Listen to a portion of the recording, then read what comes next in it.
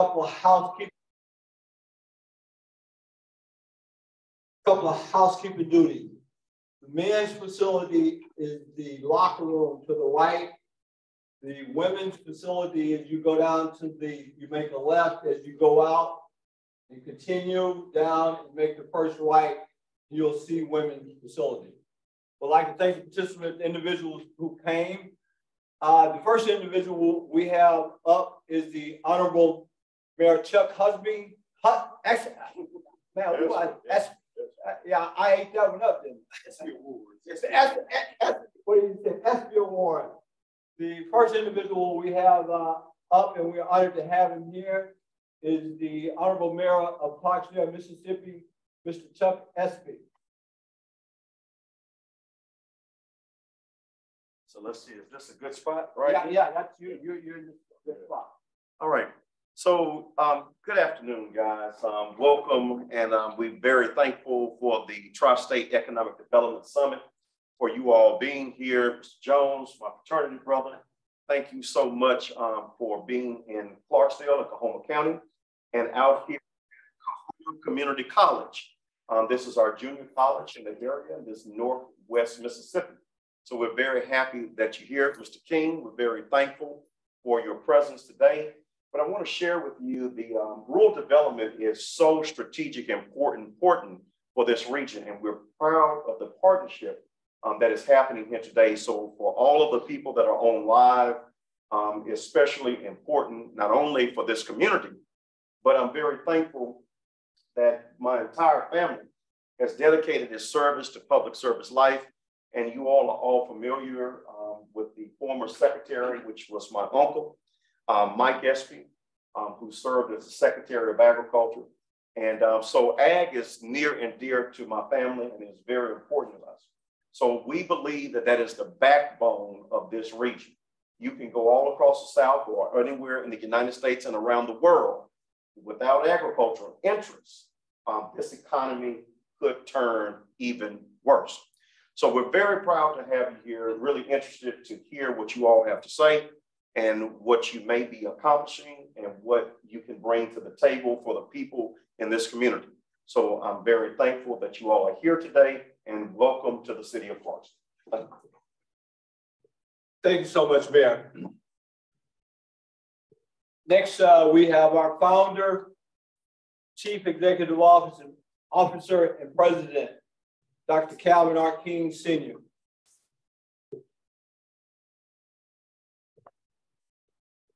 Let me express my appreciation to the Mayor Espy for allowing us this opportunity to be here in the Coahoma College Clarksdale community, and also our resource people who are present here today. We're going to do this sort of what I call sort of a roundtable discussion or discussion point, with our resource agencies and what they have to offer. As I talked with Mayor Espy when I arrived, our intent here is to have a dialogue, communication with the public on the resources that's available through USDA. And it's what we call it one USDA, because all of the dots connect. All of the dots connect when you start to talk about USDA rural development, natural resource conservation services, and farm service agency. We're going to also talk about air property. It's going to be one of the areas that we'll have some discussion on. And the reason that we're going to talk about air property is because air property can be a barrier as it relates to various resources with USDA.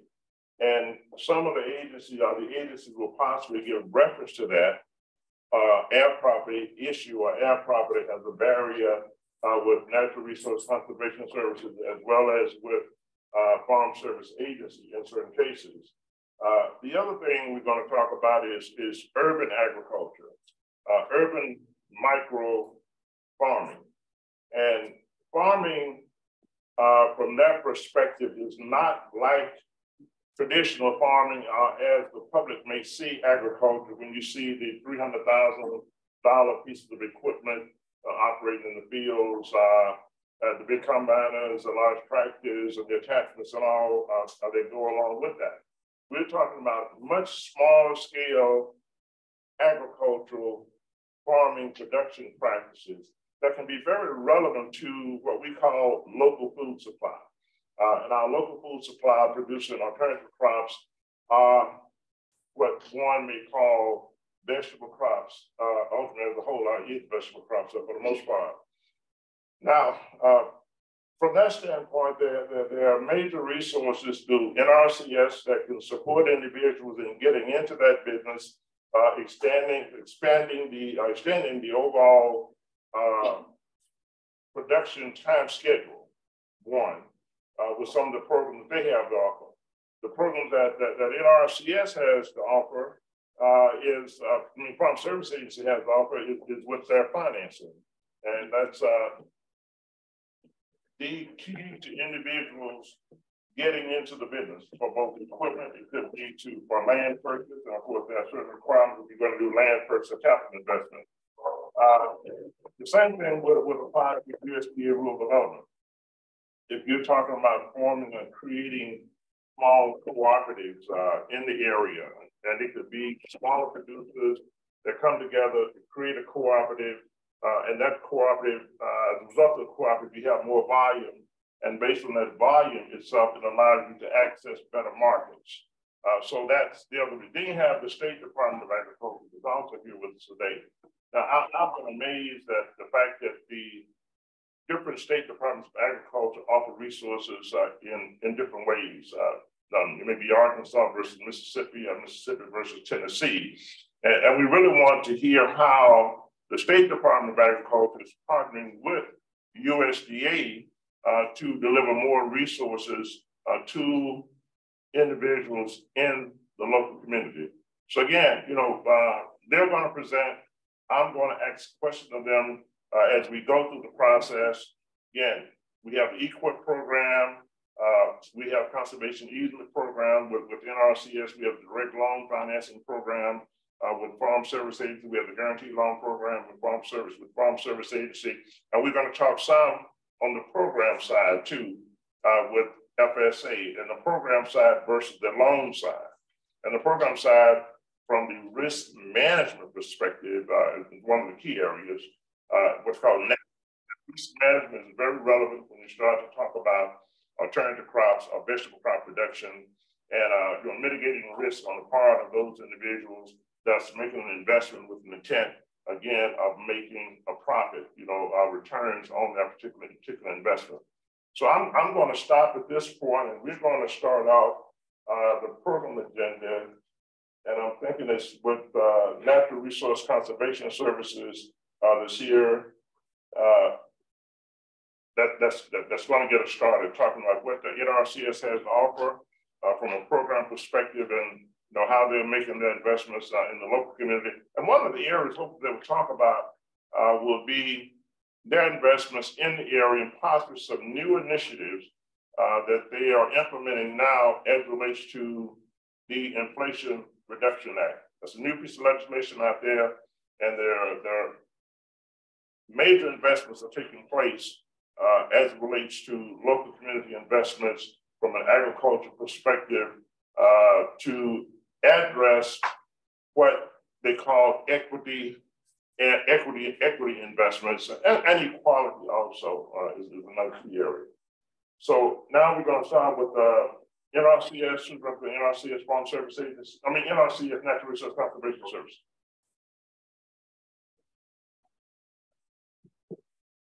Good afternoon.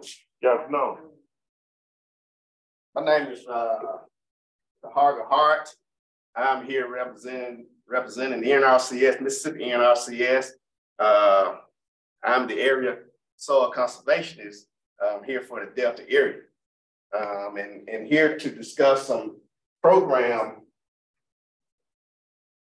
guidance, or give you some program guidance towards the NRCS Conservation Service, and some programs that we have to offer.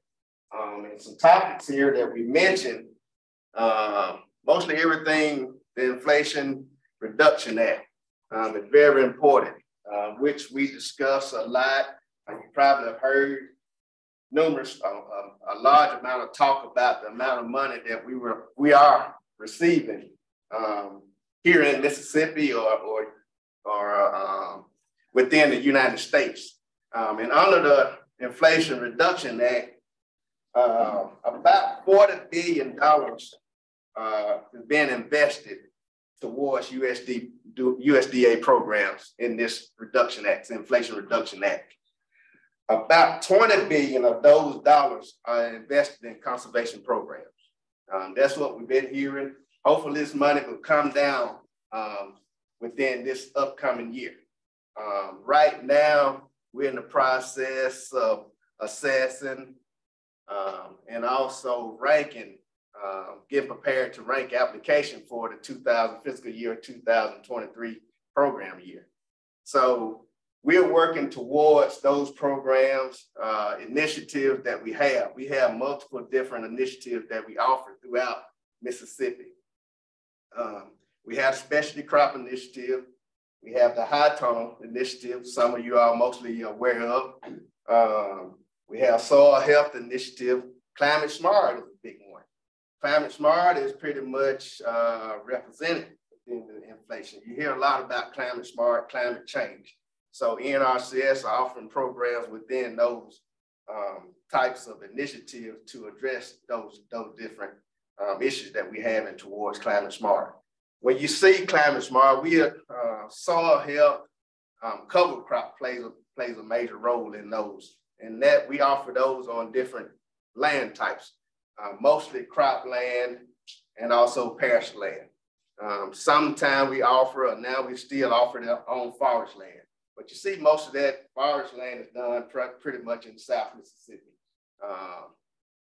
But we do offer it in all areas of the counties. Urban conservation came up a big deal. We're addressing urban ag started in this prior year or the previous year.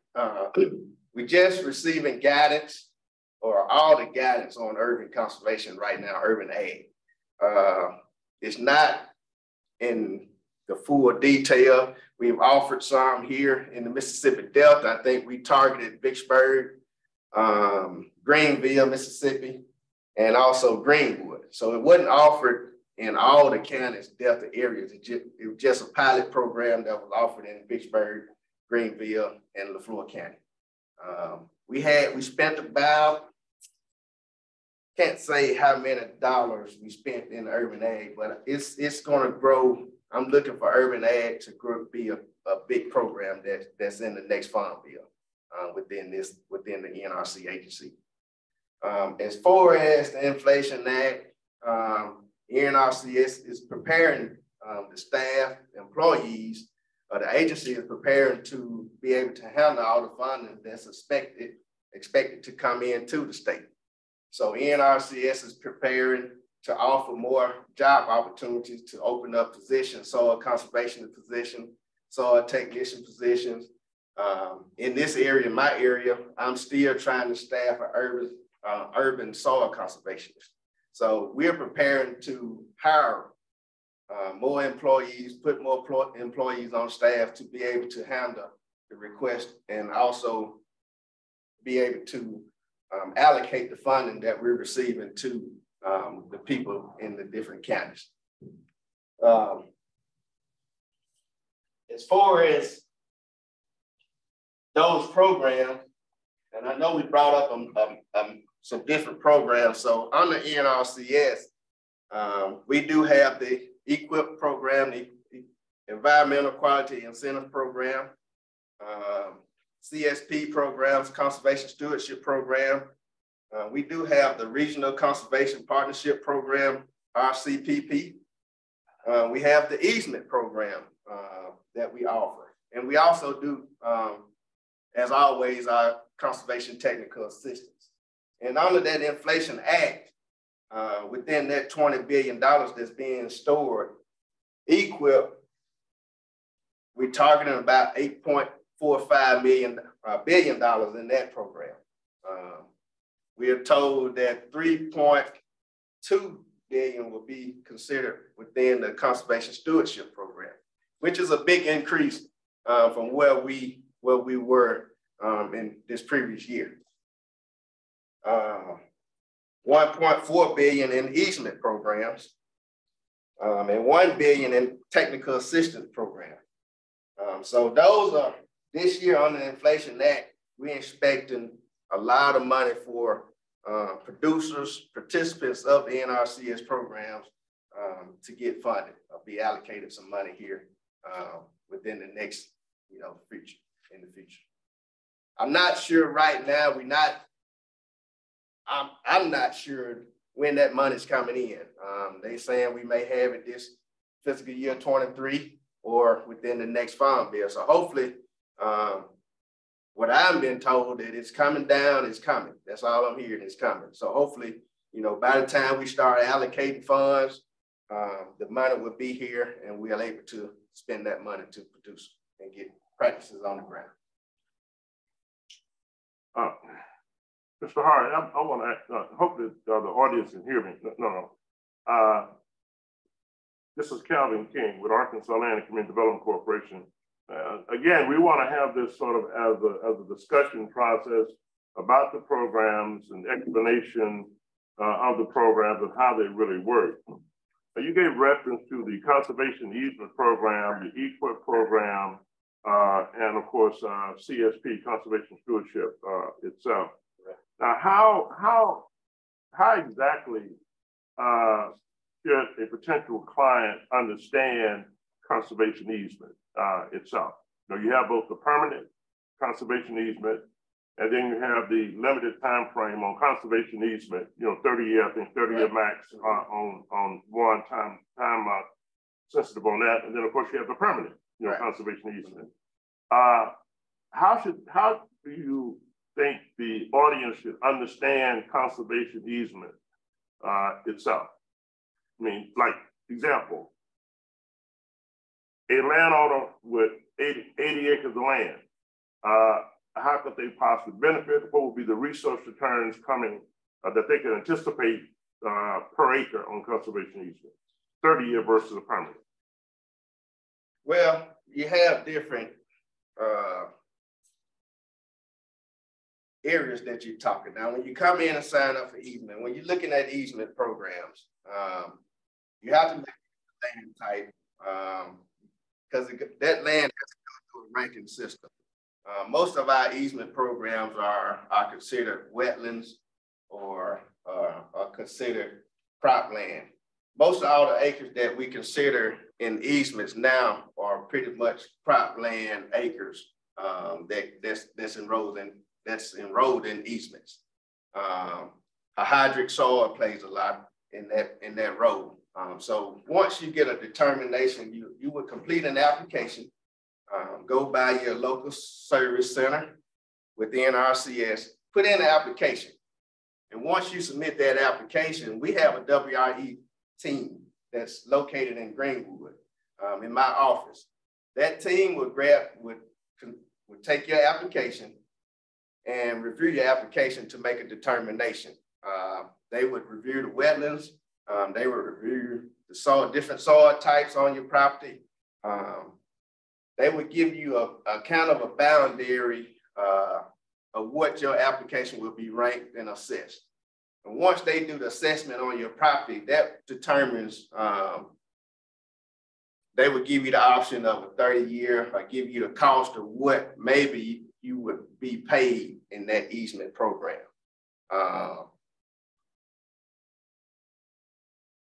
15 versus 30, it just depending on if it's a property that's,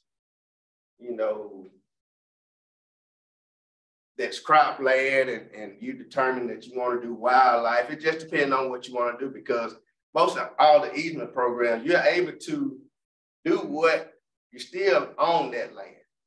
But once it gets in the easement and NRCS develops that land, you can't do anything to that property that's within the easement. So 30-year versus 15, most I see everybody go with the 30-year easement on that part, because you're getting that higher payment on it, and it's on an easement, and you still could rent land out for hunting, fishing or whatnot, but you just can't make any changes to that property because the NRCS are putting in pipes, putting in duck holes. They have developed that land for you.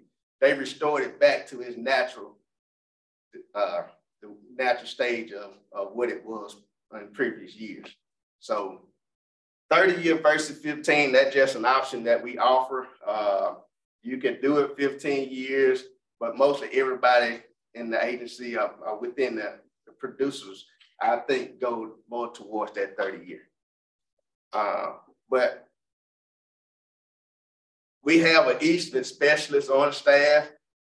That person is a good person, a resource that you can call and talk to within NRCS, and he could tell you more about that easement process and how we go through it and develop your land and 30-year versus 15 years within that easement. Based on the ranking now, 30-year, just say 30-year average, what's the average payment per acre in those easement contracts?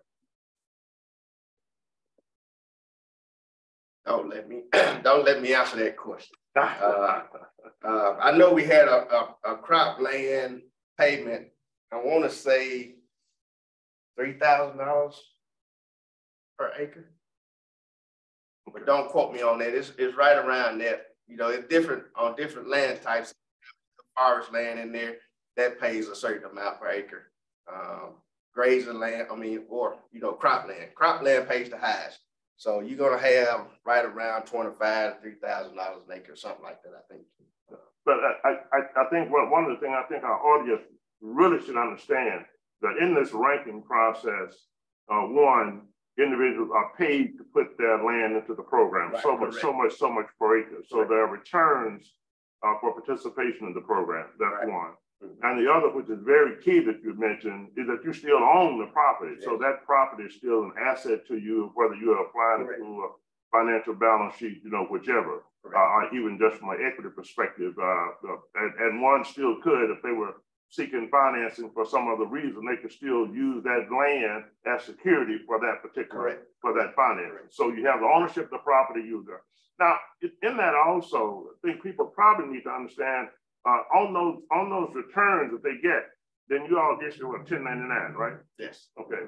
So all the revenue, the returns on participation is taxable income.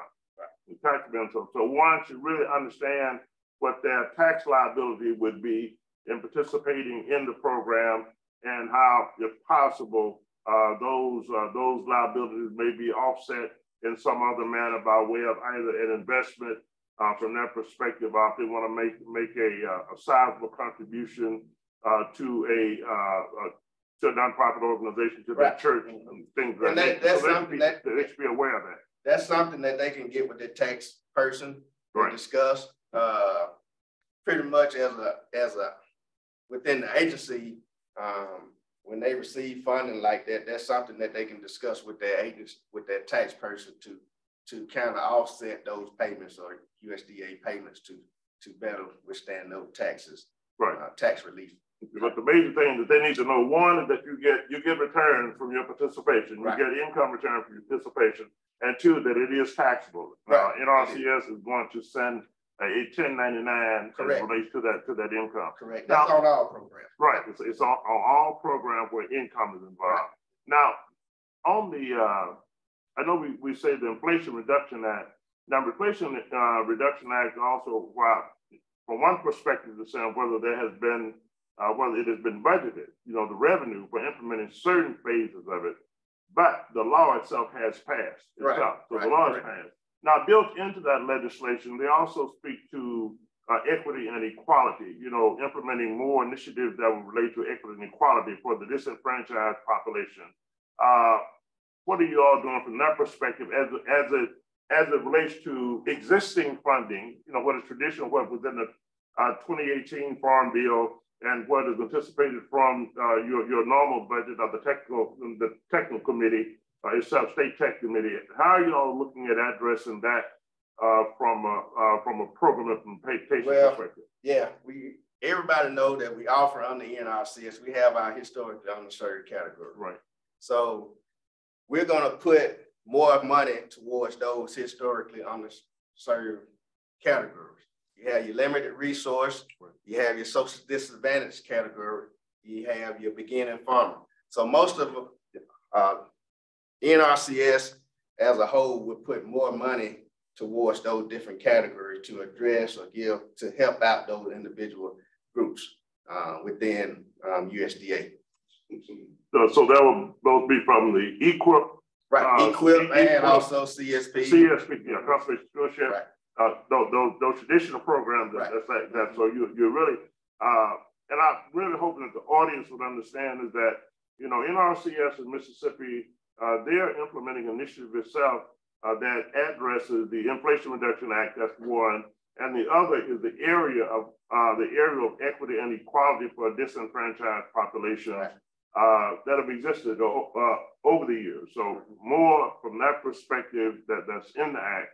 Now, you said that you all have some pilot programs on urban agriculture, but if an individual farmer, one who wants to become a beginning farmer and say they are a micro farmer, it's not a 100-acre farm, it's a 3-acre farm, it's a 1-acre piece of land, and they get a farm number on it. That does not mean that they're not eligible under that urban micro program. Yeah. So if they get the farm number, they have a farm number. Now let's speak to that just for a second. In order to individuals who may want to become a micro urban farmer, they have 1 acre or 2 acres of land out there that they don't have a farm number on, and they want to get the program services, say for EQIP, what's one of the first things they have to have in order to apply for EQIP? Well, we have our FSA representative here. So the first thing is they need to become eligible. Come in, bring and FSA will cover all of this. They bring their deeds in so we can determine their property, eligibility of their property, get a farm and tract number. Fill all the paperwork out, which FSA would determine, give you that information, and complete the paperwork to get eligible. After you visit with FSA, you will come to NRCS and sign up application, EQIP application, CSP application, whatever program that you're interested in, you will sign the application up. Now we take application throughout the year, but we do have a deadline date that we set that we should have. We have application deadline. I think this year was October 25th for 2022. So everybody that turned in the application by that deadline, those are the applications that we're ranking for this fiscal year 23. So we would go through that application. We have all these initiatives, EQIP initiative that's out there. We would sign your application up, sign up and say what practices you want. Now, urban ag, specialty crop, and I think you mentioned, smaller acres. Right. So those smaller acre people, they're vegetable crop growers, backyard farming. If we don't have that pilot program as urban ag, they can come in and sign up under the specialty crop initiative. And that's where we rank all our specialty vegetable growers. If they want a high tone, if they want anything that's addressing, vegetable gardening is listed under that specialty crop initiative fund pool. And all the specialty crop, they're not ranked against, and I've had this question, specialty crop farmers are not ranked against those larger farmers. When you sign up for EQIP, we have all of these different initiatives. We have the beginning farmer, we have the social disadvantaged farmer, we have limited resource. All of those are different fund pools that we rank everybody in. But you would list, when you sign your application, you would list all of those categories on your application, whatever you qualify for. Whatever initiative you want to sign up for, you would list that on your application, and you would get your application ranked in those different fund pools. And that's what a lot of people don't understand. When they come in, they just sign one application. You have to document which initiative, which program you want to sign up for us to rank you in that application. So the application process is very key. How you submit your application, right. that starting point is very important. Very important. If you don't start right, you may not even get out the chute. Correct. Okay. Correct. Air property. What are some of the challenges that you all have or you find with air property with individuals wanting to access NRCS resources? Well, air property is very important. It's a lot. I deal with it a lot. Those are people that hadn't gotten their land cleared. When someone passed away, they haven't gotten a clear title. They may have siblings that's also in ownership of that property. When you come in and get eligible, all of your siblings would have to sign, to make that property eligible. If those siblings doesn't sign, you're not able to sign that property up because we have to have all the signatures, all the air that's listed on that property. And that's one main thing. A person could come in and say, I've been operating this property all my life. He probably got cows on it. He want to sign it up. But, he's saying he make the decisions on it. We can't go by what he say. We got to have it documented. We got to have signatures from all the siblings that, brothers or cousins or whatever, we got to have all of them saying that he has permission to operate this property. And that's where we get crossed up at, and to say it, a lot of siblings won't give that one person operation of that property or give him the leadership of that property to make the decisions on that property. So if we don't have that signature, we're not able to set it up. So that eligibility comes through FSA. If they can get the eligibility done on that area property, we could offer funding on that property, but the eligibility process has to be completed. Now, short of getting all the signatures, if individuals were able to get just the approval, authorization from those individuals, a legal document stating that they are the authorized legal representative for that estate, that will work for you, right? And just have it notarized. I will have to go through FSA to make that determination. Okay, you may want to come up here because okay, I'm David Durham. I'm farm loans, farm loan manager. I'm not a CED. The CED is county executive director, right. And he handles the program side. Okay, now it's my understanding in my 32 plus years of service with government that in order, if some air property, somebody comes in and they want to get a farm number, they're going to have to bring some type of legal document, which is going to have to come from the court where the estate has been sent for probate. And they're going to have to quit claim their interest or some form of document to that one individual to authorize them to act on behalf of the estate. Now, exactly what that is, I'm not really sure because I don't work on that side, but I just know from osmosis of being in the office and hearing them talk about it, going to meetings and things, that's what happens. Now, I do know this from working on my side, and I'm not an attorney, but when you have a husband and wife out there and they have children, the way that title to their property is titled very key. Because if you do it with full right or survivorship, then if the wife dies or the husband dies, then it automatically goes to the remaining spouse. Right. But if it's tenants in entirety, then if they got 6 kids and 24 grandkids and 3 of the kids have passed, then you got however many folks that's got a right to that land. And that's where you begin a big problem, because they don't do anything where it hadn't been done. And then the other spouse passes, and now you got 27 folks in 3 states, and you're trying to, and some of them don't even know that they got a legal right to that land. So anyway, I hope that didn't muddy it up. I hope it. No, it's just not. It does. Let me add to that. I do know that, you know, we do provide lease agreements. So if you provide a lease agreement to that property, all the heirs have to sign that lease agreement and turn it into FSA to be eligible for programs. So if they sign a lease, if a lease agreement is developed and all the heirs sign giving permission of this person to be the operator of that land, he's good to go for program signing.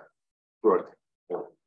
But it's our property, as it is in many states, and it's not just Mississippi. It's a challenge. Particularly when you talk about African American community, right. And some of the segments of the population as well, disenfranchised segments of the population. So I just think that, the public of the audience should know that, and if they have our property, then they should be knowledgeable of the fact that even an operator, and say, right. I'm an administrator for a trust for my family now, okay? So I have the legal authority to act on behalf of that trust. But in the case of just air property in general, if an individual has that land leased out, right. and John Doe has been signing that lease and they've been paying that lease over the years, then John Doe, the operator, technically cannot get access to other further benefits for that farm because they don't have this in place right. that you're talking right. about here. Right. So you could have an 8-acre farm that's missing the benefits of, are not able to access, the operator can't access all the resources that could be beneficial for that right. land, be it right. participation in CSP program, equal for land level and irrigation and things right. of that nature. So it's important to be addressed. It's an issue in Mississippi. It sounds like right. Just like it is in a number of other states, and that process can be, I won't say challenging, but it is definitely one that requires, in most cases, legal attention. And I think what FSA was saying, you could possibly probate if you petition the court to probate. Exactly. So in other words, once that family or individual agree, we're going to petition the courts. We're going to file this or petition the courts to probate this estate itself, and then proper notification is given to all those who may be heir, and if they do not respond over a period of time, then the courts can recognize those individuals as the heirs and an administrator for that estate right. during that process. So that's normally the proceeding, and I'm assuming Mississippi is the same way. So I just want that to be spoken to so people understand the resources are there. Air property is a barrier, and if you notice a barrier, if you know you're dealing with air property, you're probably not getting the maximum benefit of USDA resources for your land as a landowner, for even the operator right. Who is operating your property, which actually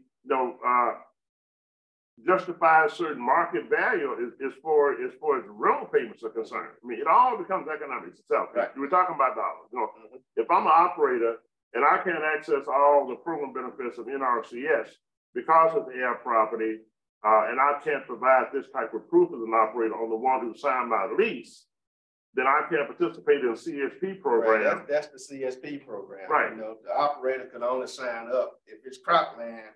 The operator, the person that's operating that or raising a commodity crop on that cropland, he can only sign up. That's the person that can only sign up the cropland on the CSP because he's actively making producing a commodity on that crop, on that acres. So the landowner is not the farmer. No. The operator, the producer is. So that's the person that's able to sign up on the CSP on cropland. But if he signed up as an operator and I signed the lease and it's our property, so even with them signing up, he can still participate with CSP, although that lease agreement itself may not necessarily be signed or authorized legally by the individual? No, it has to be eligible. FSA had that eligibility process. And they're not going to put your name. When we look at the documentation, there's a form of EZ 156, and that states, that gives you the owner. It lists the owner name, and it lists the other producer, and it lists the operator. So if your name is not on that 156 EZ document as the operator, right, we won't sign you up for CSP. You're not eligible. But you would still sign the operator up, although I'm the leaseholder. So your name won't be on that as the operator. If you're not eligible, your name is not going to be on that 156 at all. Right. So my air property land then clearly can still qualify for participation in the program with my operator.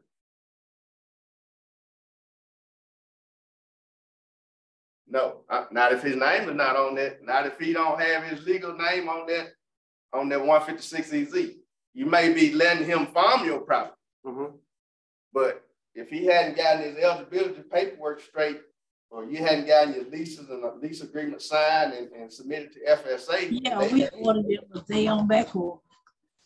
And I keep checking every now and then. Yeah, they don't have. They need to mute their phone. Somebody needs to mute their equipment. So if you're renting your property to the producer, he's farming your property, but you can't provide the document to FSA with the signed leases on there, saying that you are the operator of my property, giving you authority to be listed as the operator of my property. NRCS can't sign you up for CSP, sign that operator up for CSP. So their property, all those heirs have to sign that lease? Right, and give him permission. Okay, that's basically what I'm saying. So to me, all the heirs have to sign an operator's lease, and if all the heirs don't sign an operator's lease, but only one sign it, then yeah, I gave them the. He's not eligible. He's not eligible. He's not given eligibility through FSA. All the heirs sign, if you're saying that he can, yeah, property, all the heirs. Once all the heirs sign that lease agreement, they'll bring it into FSA. FSA will take that document and add that operator on the 156 EZ form that we look at, that NRCS look at. His name will be on there as the operator.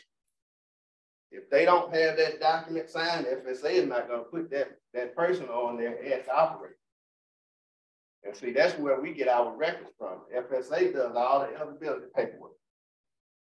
So if he get eligible through FSA, we could sign him up on the program for NRCS. If you don't get eligible through FSA, we can't help it. Okay. Yeah.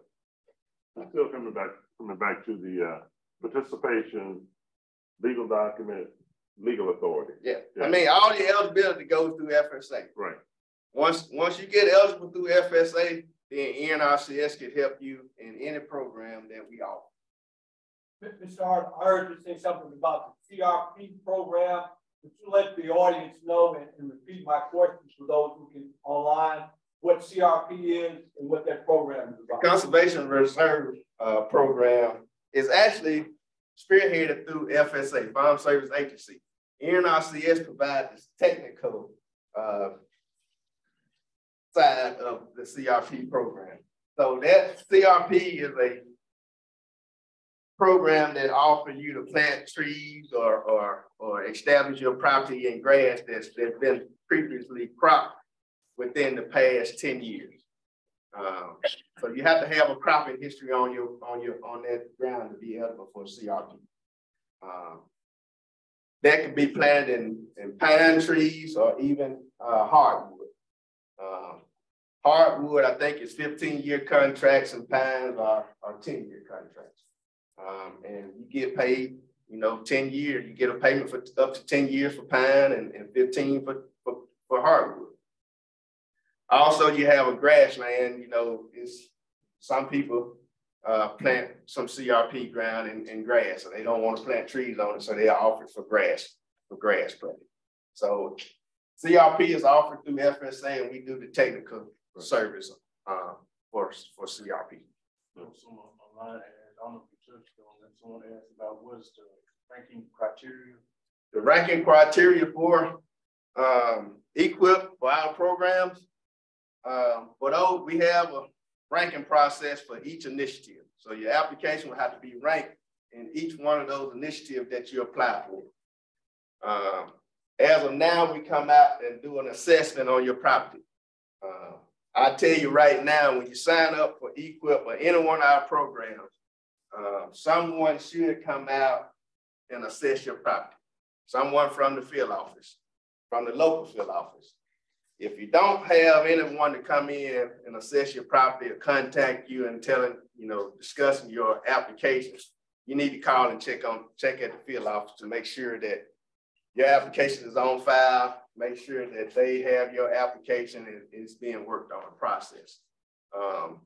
We're at that point now. If you have an application in, you should be receiving a call, now or sometime in January, because of the Christmas break, we do kind of take it easy a little bit, but, to start in January, you should be hearing somebody assessing your application. If you signed up by October 25th deadline date, you should be hearing from someone from your local office to do an assessment on your property.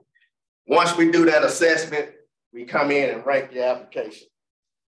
Ranking your application, the staff have to answer some different questions pertaining to the assessment that they have done on your property. So once we do that ranking, it gives us a ranking score. And once we finish the assessment and the ranking and receive that ranking score, that's where, the next step is funding your application in that fund pool that you're ranked in. So I'm leading into how we allocate dollars. So once you receive your ranking score, NRCS look at the names or the applications in that fund pool, and they just start at the top. Or we just start at the top and move down the ranking scores, funding the highest ranking to the lowest until we run out of funds. Okay. So, the key to it is to do the assessment, make sure the ranking questions are correct, answered right, communicate with the staff. I tell a lot of people that I worked for NRCS 15 years, and everybody I come in contact with, the key thing is to make sure that you know your local field office staff. Go in that office, talk to them, ask them about your application. Make sure that they understand what practices that you're applying for, what initiative you're applying for. That's the key thing. So they can make sure that your assessment is done and your ranking questions are answered correctly. And once the ranking questions are answered and you get your ranking score, we just fund down until, like I said, we run out of money. Now, we can fund some application in as early as March, April, whenever we start allocating dollars, and it can go, we fund all the way up to September, the end of September. A lot of people call in and say, I hadn't heard from you. Where y'all at on my application? I hadn't heard from you. I hadn't received a letter. And this is through the summer. Now that, on the type of money we receive money, if Mississippi fund all their funds through the summer, we still have a chance because we put in funding from other states that's not able to use their funds. So once we put in funds from other states, we still are trying to fund those applications that hadn't been funded. So that's the reason why we don't send out letters saying that your application wasn't funded right up until, we funded right up to September 30th. I had guys working, overnight trying to get these applications done because they want to get application funded. So we pulling in last minute money trying to get these applications funded. Yeah, we get fussed at, but actually we're trying to help you.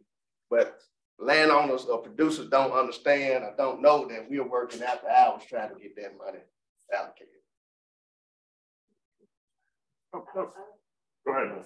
I just have one question regarding, I'm big on mentoring and coaching. Are you saying that the field office actually has staff that would actually handhold people to complete the application, making sure that they understand all of the different entities, the components. Yeah. Because what I find is that people just don't you can say it any way you say it, but they still may not get it.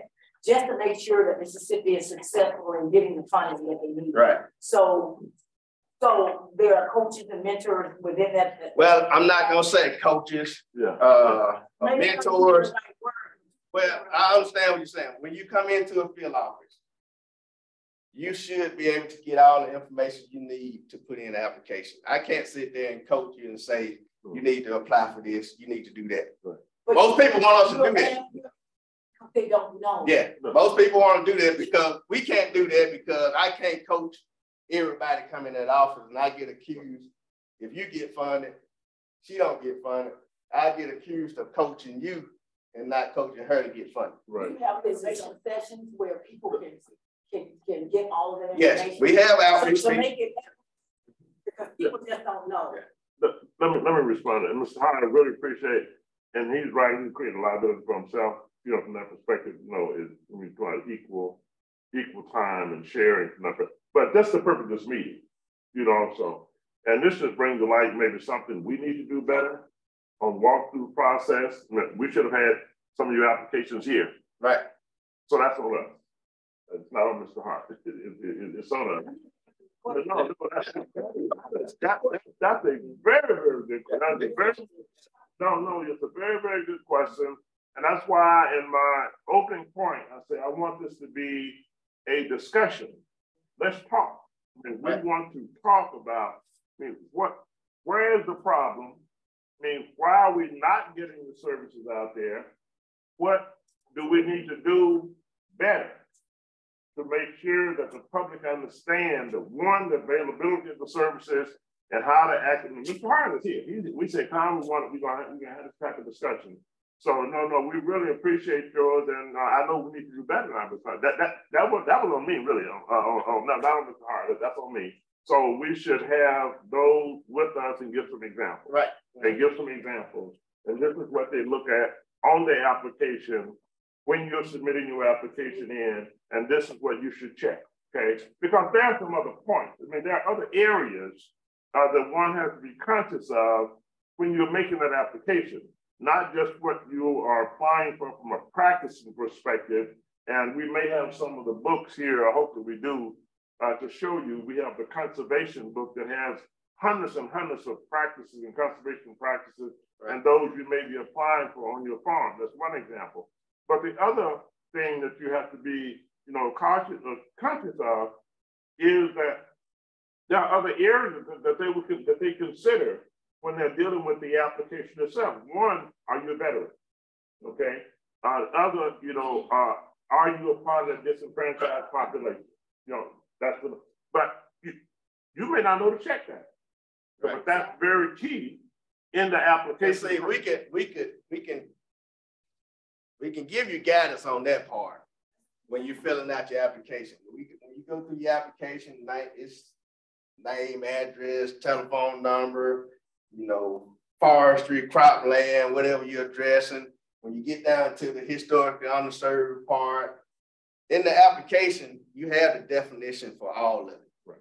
Beginning farmer, limited resource, right, social disadvantage, the ethnic groups that's listed within the social disadvantage part. All of that definition is down there. We can point out, say, hey, social disadvantage, this is where you need to qualify. This is how you need to qualify to check this. Most of our staff would give you that guidance. As far as now, that's the application part. When you come in and selecting your practices, that's a different story. As long as they understand the terminology, they understand the category, they understand what it is. That's all I'm saying. Right. Clarity is key. Yes. Especially dealing with. And we help you on the application part, and filling out your application, and also listing the different fund pools that's available for you to sign up for. We help you with that. But as far as some people want to come in and take, they'll ask, what can I put on here to get my ranking points up? No, not that kind of thing. Well, I'm just telling you what we go through now. I mean, that's what we work with. we can't do that. But as for your application process, yeah, we assist very well. Someone asked, are there any practices that might rank higher than other practices? That's what I'm getting at. The question is, are there any practices that rank higher than the rest? Today, I used to work in a field office, and our system has changed a lot. Usually time when if I come in and we rank in application, I make it tell you, one person come in, you may come in and sign up one practice, fence. This person may come in and put in a system. She want a pond, a fence, grass planting, weed control. That person is gonna outrank you because you only just treating one resource concern. Right. Now, where we get caught up in that at, and we have a lot of this issue, if I tell you, hey, you just want to do a fence because that's what you need and that's all you want. But I tell you, hey, you need to add, you need to put in a pond, you need to do this. That's something that you don't want to do. Maybe your finance is not going to cover that. Some people put all that in their contract and they just want the fence. Actually, I'm hurting you if I do that. Because if you develop a contract and I put all that in there and you just want a fence and you don't do that, you're capable of being out of compliance or being charged and put on the debt list. All that takes an effect to that. So now we don't have any, I can't tell you what practice rank higher, which practice rank lower, because we have another system that we're working in. I used to tell you that, but now the system that we're operating through, none of my staff know what rank higher than the other.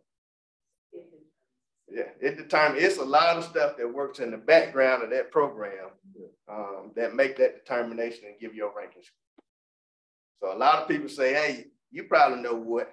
I mean, we put in 2 or 3 practices. We tried. We put in 2 or 3 practices, and we put in, 1 practice here, 2 practices there, and it all ranks. It throws it all everywhere.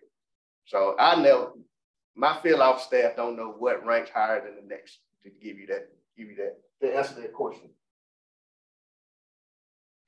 I want to suggest this to you though, and the comments are very, very key.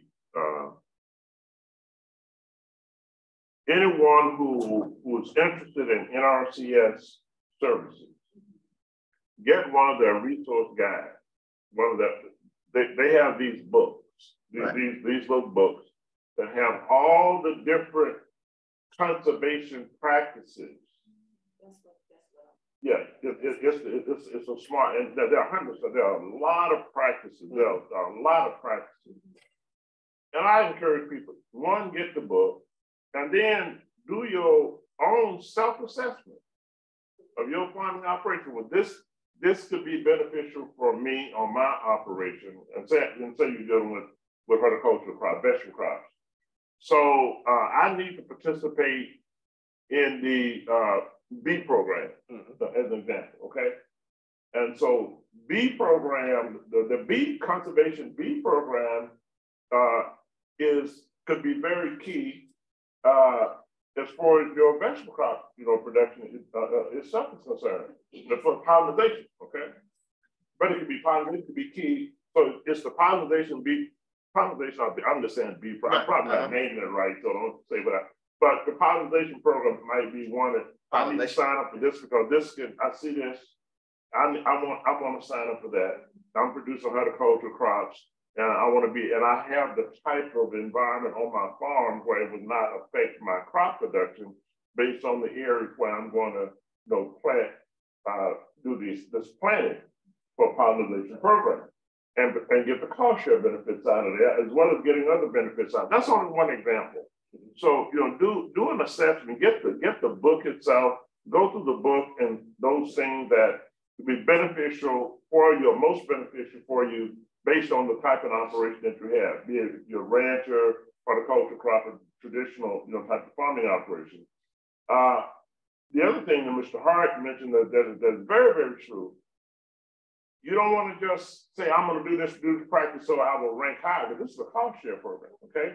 It's a cost share, so NRCS will cover part of the cost, but, you could put things in there that create a situation for yourself that you cannot implement your contract at all, because then you have a financial barrier, on that part. So you have to look at all of those areas when you look at the type of practices, those that are most beneficial for you, those that you really need the most within your farming operation under that, and the compliance period for that particular contract versus further down the line where you may want to sign up for other practices once you're out of that compliance period, on that contract. If you're only going to do one contract at a time in that particular area, I'm going to say equip as an example. So I just want to mention that if you don't have the book, get the book from NRC. Do we have it in the book? Okay. The thing I want to mention too, that, those practices, you have those list of practices, but you want to make sure that you also visit the Mississippi website, because some practice that's offered in Tennessee, some practice offered in Alabama is not offered here in Mississippi. I get that question about, if a small farmer, they have small farmer conference in Tennessee or these different areas out of state, and then they get to talking to, or people get to talking to producers that's in that area. They might do it differently. If the same practices is offered, but they may do it differently in that area. So just be sure that you look at the Mississippi guidance, look at the Mississippi practice list, and go through what's offered here in Mississippi and make your determination and look at those practices as well. Where's the website? What is it? You can go to Mississippi. If you Google it, I can't tell you the exact name, but Google Mississippi MS-NRCS and it'll come up. But you all do have the list of those practices in your office, right? Right. Yeah, correct. They do have those. And the book is also on the website. Right. You can go on the EQIP or CSP. It has all the program listed on there. Easements, all the information that is listed on there. You can also pull an application off there and sign up. But that's one important thing that I want to mention, that, hey, Mississippi offer, you may not see the same practice offered in another state that's offered here in Mississippi. Just be sure of that. And be sure that you visiting your local office, you will get the best information from that local field office when you're going to know what's offered, because you have different work groups.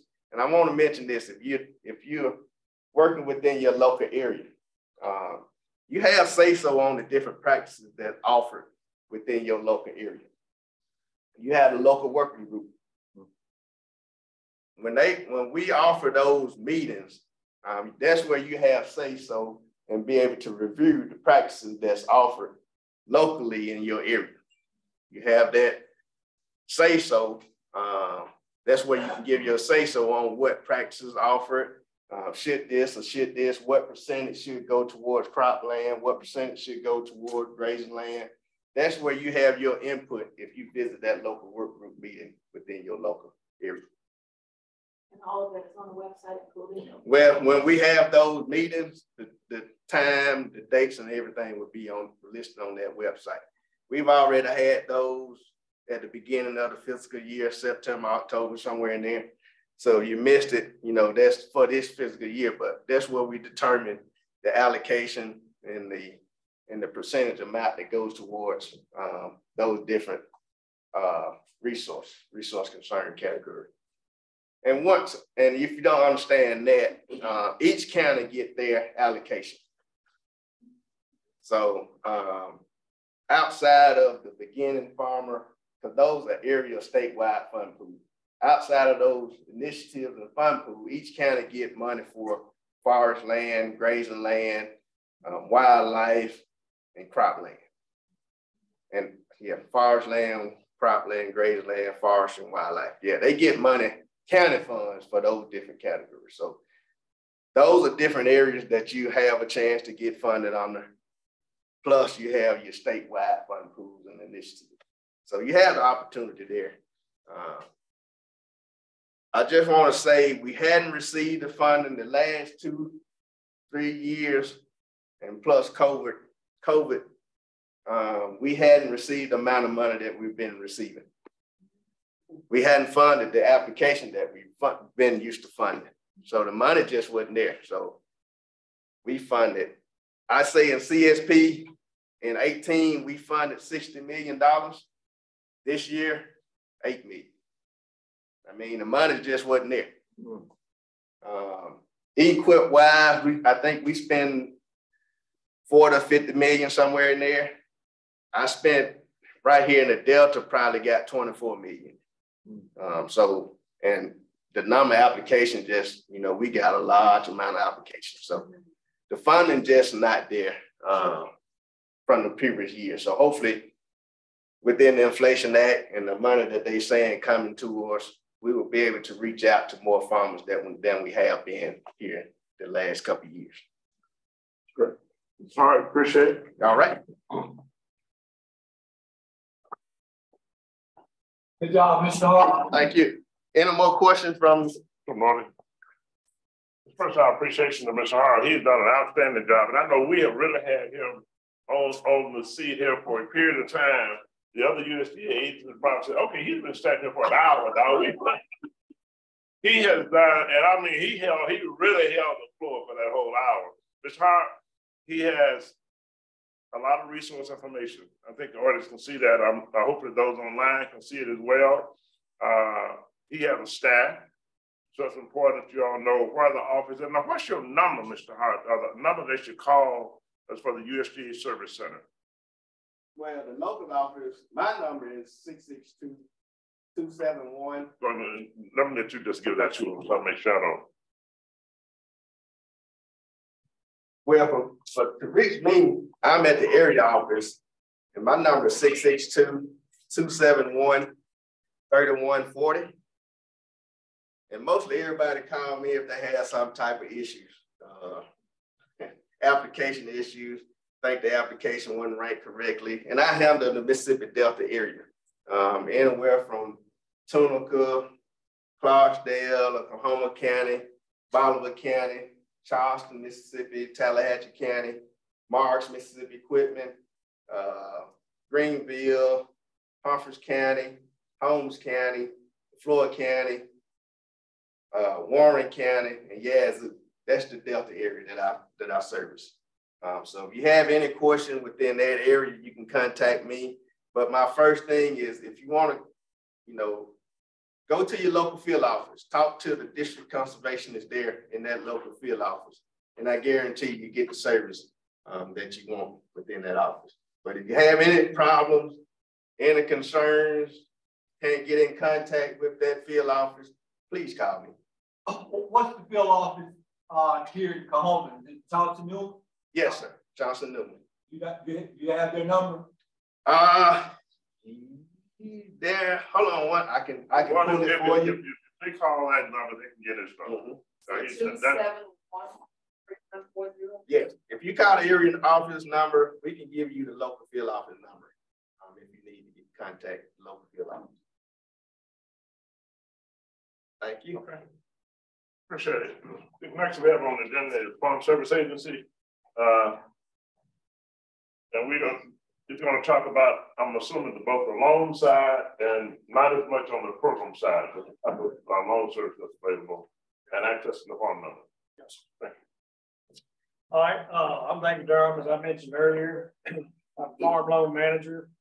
I cover the Tallahatchie County Service Center and the Pinnacle County Service Center, which covers Coahoma Equipment, Tallahatchie, Tunica, Yellowbush, Panola, Tate, DeSoto, Fayette, and Marshall. As far as, I'll talk about the loan program first. We have direct loans and we have guaranteed loans.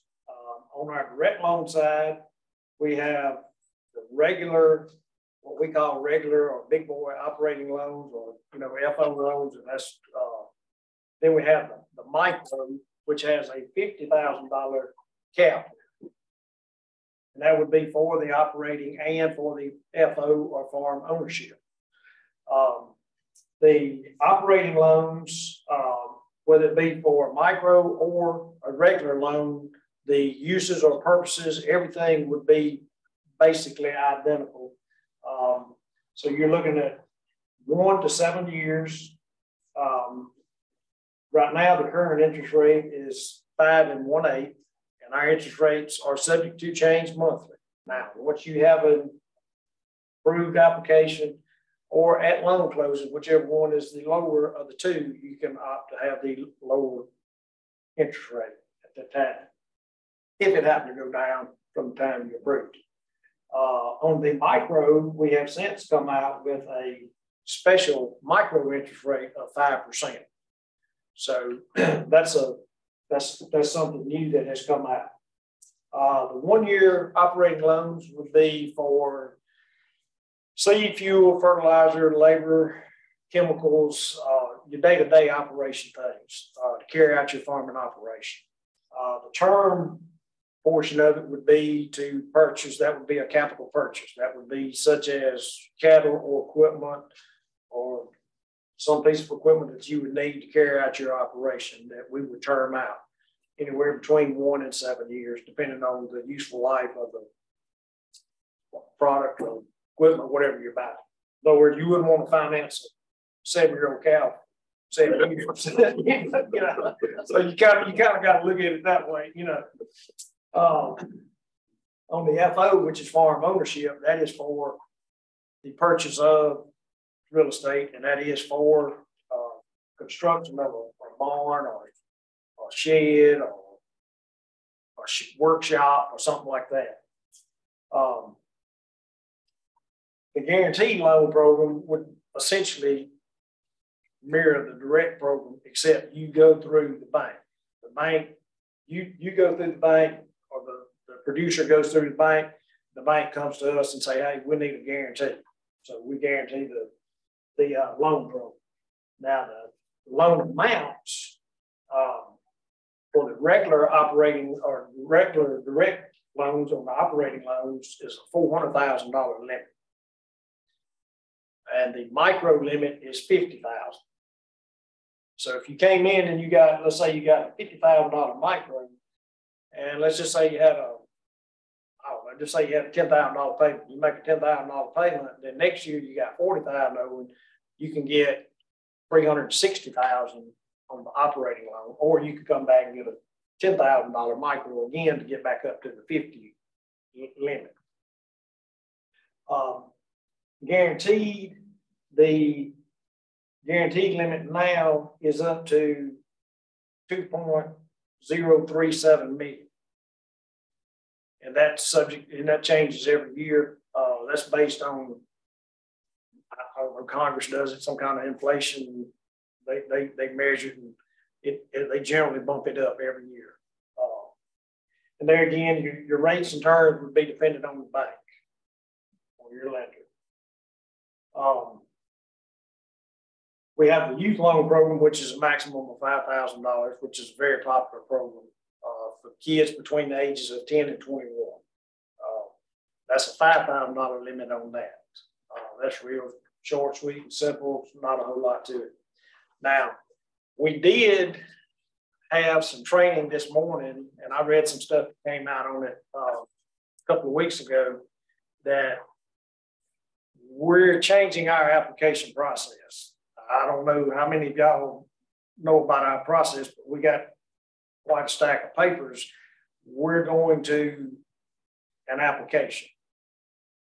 Now, I'm not exactly sure how this is going to pan out, but because it's still in draft mode, but it's supposed to be coming out in January, and we're going to have the application form, and you complete the application form. Now, you still may have to have your yield and production, expense history, things like that. And from what I got out of it, you furnish that to us, and I'm assuming it would be in whatever format you provide to us. So we're cutting out a lot of forms. Oh, great. Yeah. You mentioned technical assistance. Sometimes we run into people that do have or need assistance, and that is I was thinking about it when I was over there a while ago. I said, we will offer and do offer assistance. Now, we're just going to help you fill out what you provide to us to make sure it gets in the right blank. Mm-hmm. You know. Now, we also have a thing right here, and I got several copies of it, and I'll leave it, but they come out with a farmers.gov, and it has some links on there. And if you go to farmers.gov, it's called loan assistance tool.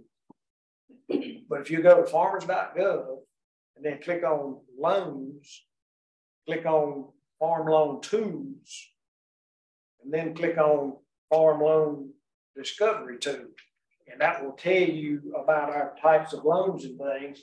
Or you can go and click on loan assistance tool, and it's kind of a self-certification thing. If you go through there and answer those questions, it just kind of keeps guiding you in the right direction.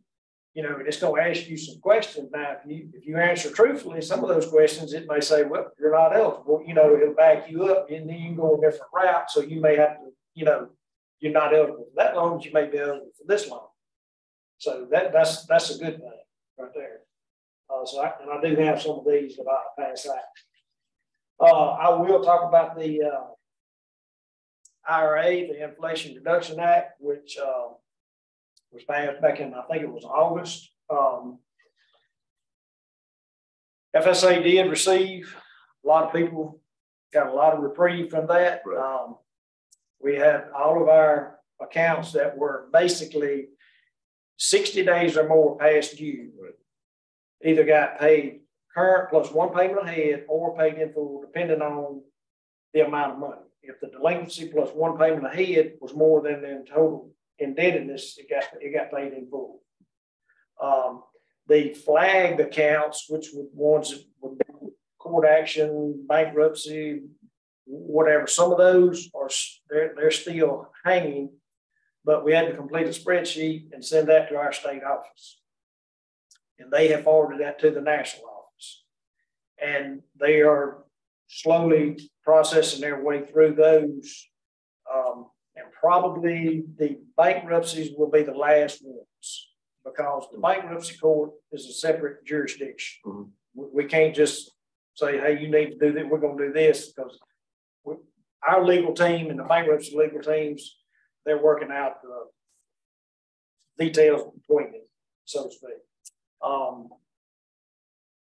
Okay, the accounts that were current that didn't receive a payment. I had a field guide on the Inflation Reduction Act, which said it's going to be issued in phases. So we're still waiting on phase 2 portion of this Inflation Reduction Act to address the people that were current or were not 60 days past due when that came about.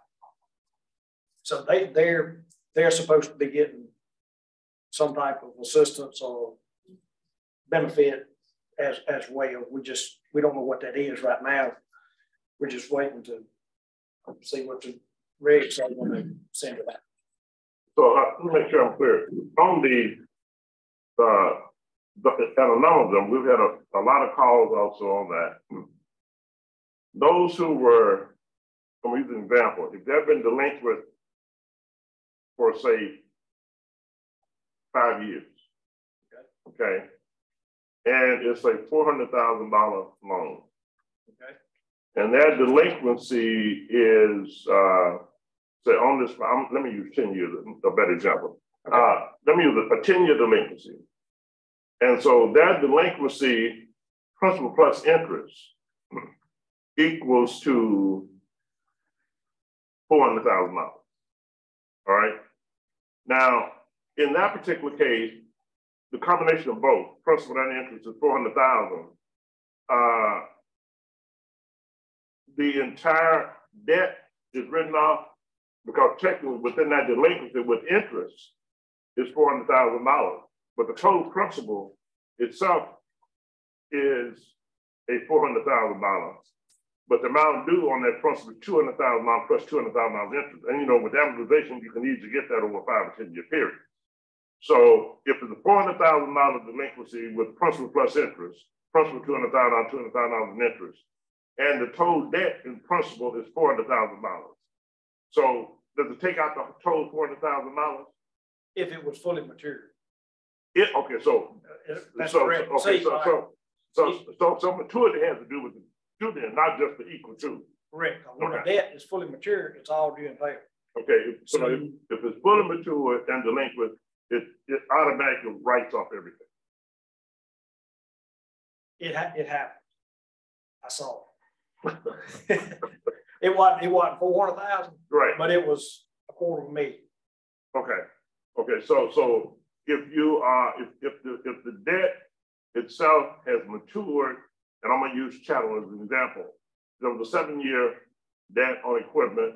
The total matured because 10 years has gone past, and the principal interest itself on that, whatever that dollar amount is, because it's 10 years past the maturity period, it totally wipes out that equipment debt. If the account was fully matured, because if it was fully matured, all the principal was due. Yeah, so you got the accrued interest. Exactly. It's totally okay, so now you got this delinquency that's going to be greater, plus one installment. Right. So once you add that whatever the scheduled installment should have been, or should be, or is to the delinquency, the whole thing's more than what the entire indebtedness is. Right. So it's gone. Okay. Now, the only exception is, like I mentioned a while ago, we had some flagged accounts. Okay, a flagged account. I got one in Tallahatchie County, because I can't call any names, but it was around $600,000-700,000. Okay, air property, right. Estate, right. People who passed away. You got however many heirs out there, can't get them on the same page. That account was paid, and they had probably 7 or 8 loans, somewhere in that range. Mm-hmm. Now it's down to 2 loans. And those 2 loans are way ahead, way ahead, but they're fully mature. But it's got a flag on it. The flag that is on it is a CAP flag, court action pending. Mm. Okay, the court action pending flag was placed on that account under the Pickford, which took place in the early 2000s, late 90s. Right. Okay. All right. Under the Pickford thing, since that was on there, at that time, they just told us, they came out and said, okay, you got these minorities, that's in this lawsuit, put the CAP action flag on there. It's sort of like a suspend flag. In other words, we're not doing any type of liquidation, nothing, we're not doing anything to it. So that flag is still on there because we hadn't gotten notification from the national office to tell us to take it off and continue service. So that flag's out there. So they've done some on it, and they're going to come back and I feel like finish it up, and then it'll be wiped out. So the flag is that it's not because of moratorium or anything like that. It's only flagged because they're pending court action. No. That flag was put on there under the Pickford lawsuit, which is Glickman versus Pickford. Mm-hmm. Right. Okay, so that was put on there then, and we just hadn't gotten authorization to take it off, to continue, to pick back up, because some of it I had probably 2 or 3 that were hung up that I'm still waiting on. Right. But we've sent those to the national office on the spreadsheet with explanation as to where this account is in the service. Yes. So we're just waiting for them to clear it up now. I got an email the other day from the national office. Well, it was forwarded from the state office, but it came from the national office that a lot of our transactions are running behind because this is the end of the year. So they're trying to get year-end statements out and get geared up for that. Plus, you just got your normal day-to-day transactions when you send something to the National Finance Center and say, hey, we need you to de-obligate the remaining balance of this fund because the borrower is harvesting his crop. He doesn't need any more. you know, those, you got all those type transactions. Plus, now that they've paid these IRA payments, now they got to figure out these 1099s. You see what I'm talking, you know, and you're not talking about 2 or 3. We talking about thousands of them. Yeah. So Mr. Hargett was talking about some 1099s a while ago, and I was thinking, well, I need to mention that too, because some of these people that receive these 1099, I imagine some of them going to be pretty shocked when they hear it. You're right. You roll off several $100,000, that's going to be a pretty good 1099 when it comes in the mail. Yeah, but now, you know, basically what you're saying is that on all those that have received debt relief or debt write-off or where they have been paid current, okay, and paid current or even more payment ahead, they will receive 1099s on those payments that have been credited to their account. Based on my knowledge and my understanding. Right, they'll be getting 1099. Anything, and I read something where it said anything over 600. So the less than $600,000. No, $600. Oh, no, anything more than $600, you will receive a 1099. That's what I read. Yeah. I can't look. I get 40 emails a day. I mean, it's all I can do to keep up with what's going on. Yeah, I just want to make sure we had cleared on that 600. That's 600. Okay. That's 600,000. Yeah, because some of them, you know, principal plus interest is in excess of $600,000. Yeah. Okay. So 1099 are going out.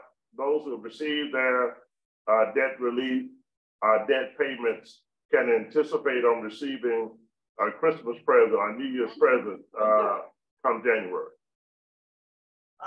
Whenever they mail them out. Yes, yeah. Probably about the first of the year. They should be receiving it'll be short after first. Okay. I'm sure they probably gonna have to let December 31st in, you know, before they. Right, go over there. Right. I have one other question. You mentioned, I've been reading some on that. If they were in chapter 13, under the chapter 12, under the court order, you know, debt structuring, debt plan, that they were not able to service those debts. What if individuals withdrew from the courts? If they say, okay, we want to be relieved from the courts under chapter 13 or chapter 12, would that expedite the process? Before this ever came about, I had a particular borrower who's in bankruptcy come to me, and he wanted to get out of bankruptcy. Mm-hmm.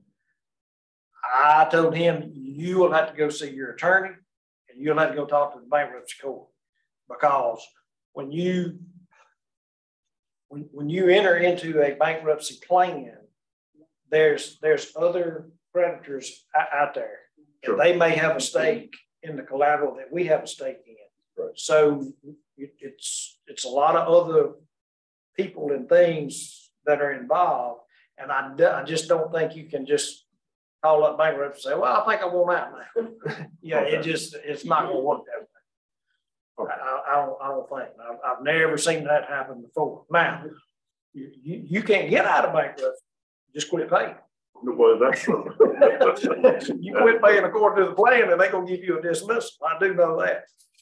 Yeah. Well, you don't want to be be dismissed, and I can understand why there will be a timeline process of how they do that. Because based on what, even if I was in a situation like that, then not releasing your security could be good for me, depending upon where the other creditors are, you know, whether they're in first position or second position, you know. And if I know that sooner or later down the line I'm going to get this relief, then I would want to deal with the courts based on where it may be. If you're in first position on debt adjustment on the other creditors themselves. And to move through that 7-year process. So I could understand that. You know, it can be to a disadvantage. It could be an advantage if you modify your plan accordingly. It could be a disadvantage as well. So I can relate to that. You know, normally with the financials run on those plans. Right. That was my only other question I think I had on that. Farm number. Getting the farm number, this whole compliance number. I understand it's all on FSA within RCS. So if you can't get their services because they can't get compliance from FSA. So in that bankruptcy, do they lose everything? Do you lose everything? Okay. Here again, I'm not an attorney, but I'll give you my 30 plus years of experience in dealing with bankruptcies. You have a Chapter 7. Chapter 7 is when you just throw your hands up and holler, Uncle, calf rope, I give, whatever y'all have it. I'm going fishing, whatever. I mean, you know. Then you have an 11, 12, or 13. Right. 12 was designed. Actually, it came about, if I'm not mistaken, sometime in the 80s for farmers. It did. Right. It was a farmer's bankruptcy or reorganization. I have had a couple of 11s when somebody went out of farming. I don't know what or how that came about. And I have had and got a couple of 13s on the books now. So I don't know how or what constitutes going from a 12 to a 13 or whatever, because they were farming. They had to have been farming to have been with us. But the 11, 12s, and 13s are your reorganizations. Now, as long as you complete your plan under the approved bankruptcy, then after so many years, you will be discharged. And then the case will be closed. And as an example, okay, let's just say you got $50,000 worth of collateral and you owe us $100,000. Okay, well, we'll take that $50,000 worth of collateral and we will set up, or the bankruptcy courts will set up a structured plan on that 50, which is equal to the value of our security. And they'll do what they call a cram down. They won't write that other 50 off just yet until you complete the plan and you get a discharge and the case is closed. Now, the creditor will still have a lien on the 50 because you may have a 30-year payout. Because I got one right now that I'm dealing with. He's been discharged, the case has been closed, so we're going to get rid of all the other debt. Now that he's been discharged, we're going to take the BAP flag off. Now we're going to wait and see what Ira's going to do, because I told him the other day, I said, you're just going to have to keep checking with us. Right. Because he's actually, technically, he's behind on the plan. Right. And he said, well, do I need to pay or what do I need to do? So I explained everything to him. I said, now, I can't tell you to pay. I'm not going to tell you not to pay. You know, you're going to have to contact Mr. Hargett. I'm not getting into that one with you, know, but, you know, he can make that decision, but he said he would contact us in January. And we'll stay abreast with him, you know, if he decides he wants to pay, well, we'll let him pay. But, I mean, then it may be some kind of reparations for somebody that does pay current, you know, to come back and say, okay, well, you pay current. However, we're going to, before we get to you, we'll pay you one payment ahead or whatever it is, you know, that may be in phase 2. That's that. My time watch has come to. This is really, I hope y'all enjoying these discussions as much as I am, and the audience is really learning from them too. And I agree. Anything within the bankruptcy, context of bankruptcy, we strongly advise individuals. That's how we advise them. Work with your lawyer on that. You know, that's how the lawyer gets paid. You know, both through the plan, that process. The other, certain, and you understand what your court decree calls for. You know, whether it would be debt dismissal based on lack of security, you know, in the process of your plan. Your lawyer can explain that to you as well, and figure out where you need to go. But definitely talk to your lawyer. I won't even talk about that because I don't want anybody suing us saying we try to practice law online. Okay, online. So we're definitely not attorney, but just from a legal perspective. We're going to wrap it up on FSA. I know there's a lot more to talk about, people. And when I say we're going to have some discussions, I hope y'all see what I'm talking about now. That we're dealing with. It's not the, we want to talk to the audience, want them to ask questions, and we do want engagement. Wrap up farm number for the audience. Tell them how they apply for a farm number if they don't have a farm number at FSA, and then we're going to go to the next on the agenda. If you don't have a farm number, you're going to have, if you own the property, you're gonna have to bring a legal document in saying that you're authorized to act on behalf of, or you are the owner of that tract of land. If you are a producer, you're trying to get a loan from us, then if you own the land and you've got a farm number, then we need a valid rent contract from you. Okay. That's all you got. For that operator. For the operator to get a loan. Right. He just got to have a farm number because we have an environmental compliance of 80-10-26 that we have to get signed. So you can't sign one of those if you're not attached to a farm number. Yeah. Right. Okay. And I would, yes, and I would end by saying this, you know, anybody that's interested in a farm loan, whether it's one of my counties or whatever county you're in, contact your local office and go see them and sit down with them and see what they got available. Thank you. Thank you very much. It's been FSA.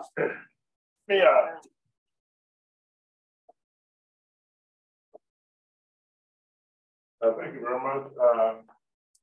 Yeah, that's Mr. Durham, right? Yes. Mr. Durham with Farm Service Agency. So Durham, I'm going to come back one more time and give you a number, how people can contact you, those who are online. Okay. My phone number will be 662-578-8045, extension 2, and that is the Pinnacle County office. The Tallahatchie County office is 662-647-8857, extension 2. Thank you. Those who are here, we have the advancer. If you haven't got a copy of this, you get a copy of it. In our advancer newsletter, we have, there's a resource guide.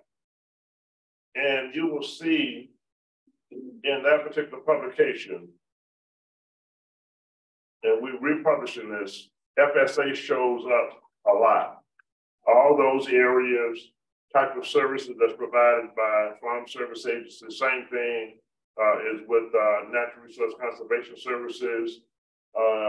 Same thing with rural development, both in their grant programs, their loan programs, and also risk management. You'll find the system there as well. We republished this, we distributed it, you know, throughout, and it's an official, this is an official republication from USDA itself that we received. So those who haven't got it, want to get some extra work from other individuals to pass out to them, please do so.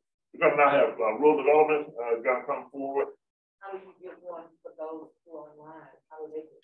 Those that's online, I hope Michael can, will you be able to download this? It's on the website. Let me just see if he can you download that into the chat box? The advancement. Okay, he's going to download that into the chat box so those who are online can pull it up. Roll it up. Thank you, Dr. King. Thank you, Mr. Jones, for inviting me to come and represent rural development today. I'm here on behalf of our State Director, Trina George, and Deputy State Director, you may see Nicole Barnes' name on the agenda. So I'm here representing them and happy to be here and answer any of your questions. I know we're running low on time, so I'm going to hit the high spots. I brought a program matrix, which there's not enough time in a day to go over all of the USDA rural development programs. There's so many. So I will go over the ones that I administer here at the local level. That is our community facilities loan and grant program, the water and wastewater program. We also have a single family housing program and also a business and industry rural business development grant program. Those are administered at the local level. David and I are in the same service center, 662-578-7008, extension 5 is my direct number. And I'm happy to answer any questions. Our programs are a little different in that we do not assist individuals as much as the farm and NRCS agencies do, but we do help nonprofit organizations, public bodies such as a town or a city, a county, you know, for really anything, any infrastructure that you would need to start a community. Rural development can assist public bodies, nonprofits, and organized Indian tribes. We have low interest loans. If you're a nonprofit entity, you can get a loan for up to a maximum of 40 years. Very competitive, low interest rates. The rates change quarterly. They are based on the median household income for the area, for the service area that project is assisting. Community facility loans, we do anything from hospitals to fire stations to anything you would need to assist a community or start a community. We can do police cars, fire stations, fire trucks, city halls, just the list goes on and on. So for a nonprofit, it's 40 years, again, low interest loans. For a public body, we can go up to 35 years for the terms of those loans. We also have a single family housing program. We have a direct program where individuals, this is to assist individuals, can purchase or construct a dwelling. And we also have a 504, what's called a single family housing 504 repair loan and grant program. So the grant is to assist individuals 62 years or older and to address health and safety issues that the home might have, such as, grab bars or handicap ramps, replace a roof, anything that addresses a health and safety issue. The loan for the 504 program is a 1% loan for 20 years. Right now there's an initiative going on. It can go up to $40,000. Grant is $10,000. So we also have that. The business and industry, rural business development grant program that I mentioned, the B&I division has some 30 or 40 programs, but in the field, we do the grant program. That's where a public body or a nonprofit applies on behalf of a small emerging business. So we don't loan, we don't grant those grant dollars to an individual specifically, but if you had someone that sponsored a small emerging business, then that would be the ultimate recipient of the grant. And there's lease requirements and so forth that goes with that program. We have a multifamily housing program that's handled out of our state office. That's where apartments are built. We also assist colleges for dormitories. So really anything that you can imagine, that we need as a society to sustain ourselves. Rural development can assist in those things. Oh, question. Under that, the multifamily house, that's the 515? Yes, sir. That's the 515 program? Yes, sir. Do they have money available in Mississippi now for the multifamily housing? 515? As far as I know, yes, especially beginning here at the beginning of the fiscal year, there may be some issues with, allocations and so forth from Congress, but they take applications year round. Okay. That's handled out of our state office. It's gone nationally. It's handled differently than it used to be. About every 2 years ago, they sort of combined that process, and you may have people throughout the nation working different areas. It may not necessarily be someone in Mississippi that assists with the application process, but we do have, a face for the program in our state office. And, if you need specific contacts for a certain area, I can get that for you. Okay. So under the 515, in any small town, the rural small town, know they have a housing need, they can make application either as a private individual developer or and nonprofits could apply for the 515. Not for the 515. That's different from the community facilities and the water and wastewater programs. The 515 program would be for limited liability corporations, general partners, and so forth. Well, okay, so the 515, then, okay, well, we're a nonprofit and we've done 515, also. We've done 515 through syndication type credit developments. Okay. Of course, the subsidiary entity owned by the nonprofit itself, but still the nonprofit application process owner of that development. Now, does it take that type of structure, or could an individual, like if it being an LLC, limited liability corporation, but it would best structured, I would agree, best structured you should create a limited liability corporation as the application entity, and the structured ownership of that liability, that corporation is by the nonprofit or those individuals. I do agree with you on that. So I'm not even going any further with that. So you're exactly right. That is the proper way to go with it.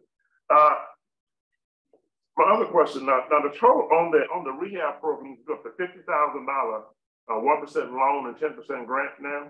40 for the loan. 40 for the and 10,000 for the grant. Yes, sir. So that's a pretty good rehab job. But it's a 1% loan for 20 years. Yeah. And there's no age limit on the 504 loan for the repairs. So there's no, for the grant, it's the 62, age 62 or older. Right, and that's what, 20 years on the loan? 20 years on the loan, 1%. And it's the grant is a one-time grant award up to $10,000. What's the maximum on your single family housing loan? Well, there's no maximum. It's what you can cash flow. It's what you know, if you're eligible, whatever you can repay. Okay, so it's really based on income to debt ratio. It's income to debt ratio. We do look at credit. We run a credit report. So it's repayment ability. Absolutely. It's repayment, but say repayment ability. If you got the repayment ability, you go up high. There's not a cap on that. I can come in for a $500,000 loan. Well, there are income limits based on the census. I don't even know why I said that. You know that. Yeah. Each county within the state, and of course, it's tied to the Census Bureau. So median household income for that area, there are income caps for the direct program based on your income and the number of people in your household. So you might be over that income, but you might also be eligible for the guaranteed program if you exceed the limits for the direct. So it's still doable. It's just you may, like David described his guaranteed program, it's much the same process with the housing. If you're over that limit, you can go to a local lender and then we'll guarantee that loan. Gotcha. Last one on this one, and I'm going to refer back to this when I come back. On the that B&I, the business and industry, you have both a loan program and a grant program. Okay, under the it used to be called the Enterprise Grant Program through RD, and either nonprofits or municipality could apply to get the grant to do a new business startup. So those regulation requirements still apply to the new business startup or business expansion. Well, the new business would be a separate program from what I was describing for the Rural Business Development Grant Program. Gotcha. That's strictly a grant. So a public body or a nonprofit could apply on behalf of a small emerging business that they identify. Right. The qualification, the only qualification in that is that they employ no more than 50 people and no more than $1 million in gross revenue. So that business would be eligible as an ultimate recipient for whoever applied on their behalf. That's a new development business enterprise. Yes. New business, gotcha. Okay. What about business expansion? They don't qualify under that one, or would they? Well, we do a lot of that. I'm not saying that it can't be done. A lot of times those grants, because we have so few dollars and they try to spread it around throughout the state, because the federal government will be tied to real estate, or I'm not saying it can't be done, because it can. There is construction allowed in that program, and we have done it. But typically, we'll put dollars into say I'll give you an example. Everybody familiar with the Dutch oven here? Oh, yes. Everybody knows about the Dutch oven, but they had needed coolers, mixers, and those type of things. Well, the useful life of that piece of equipment runs out in 5, 7, 10 years, whatever the cost of that equipment is, and then we're no longer monitoring that grant agreement. So, but to answer your question, yes, construction can be included in that program. Okay. So if I wanted to start a small business as a restaurant, would I qualify under that your program as far as a loan? Well, I would have to refer you to our state office for the business loans, because we don't do that locally. I'm not saying that you wouldn't be eligible. Depending on the amount of money, though, a lot of times our loans are, it would depend on how much money you're wanting to borrow. A lot of times we would refer people to SBA, Small Business Administration, or, you know, the planning and development districts offer low interest loans for startup businesses. So it would just depend on your particular situation. I'm happy to give you a card if you'd like to give me a call. If it's not something I can help you with, I'll put you in contact with who can. What's that phone number for you? My number is 662-578-7008, extension 5. Okay.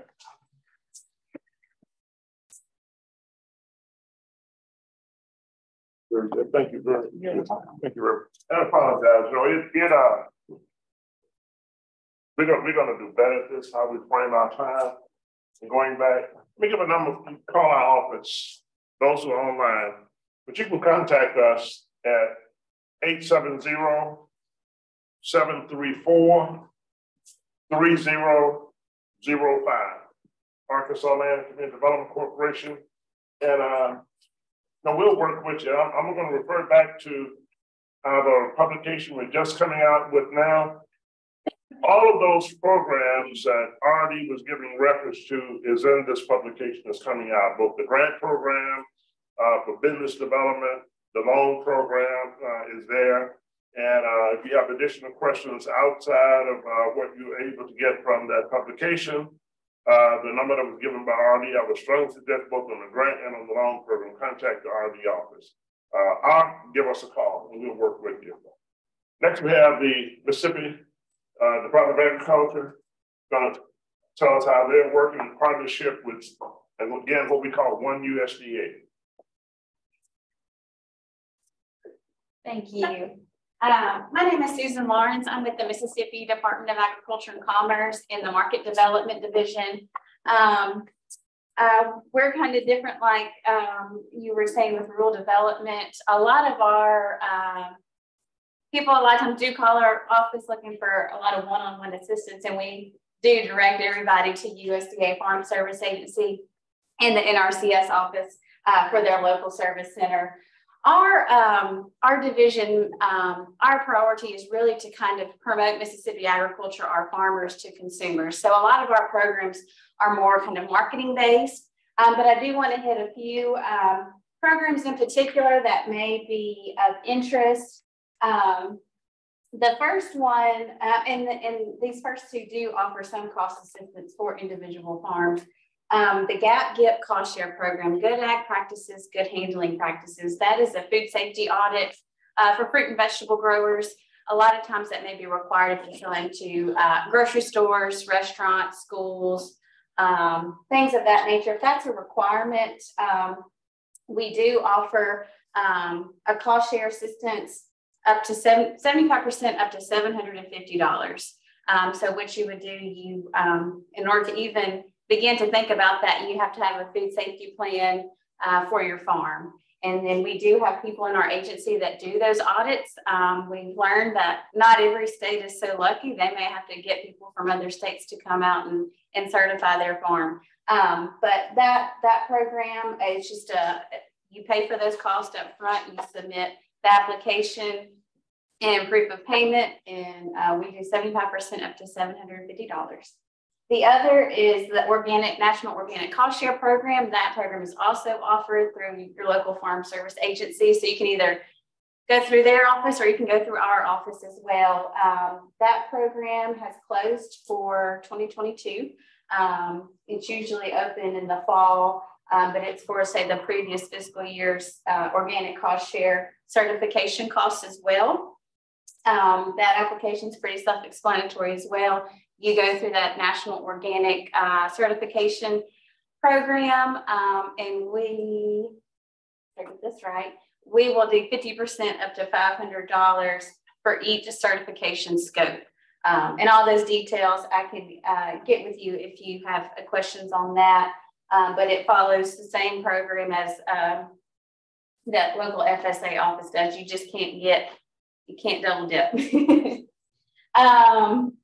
Also, I wanted to mention our agritourism limited liability program. If you have a farm where you invite the general public onto your farm for, say, a U-pick operation, a pumpkin patch, Christmas tree farm, anything like that, throughout the state, you can register with us.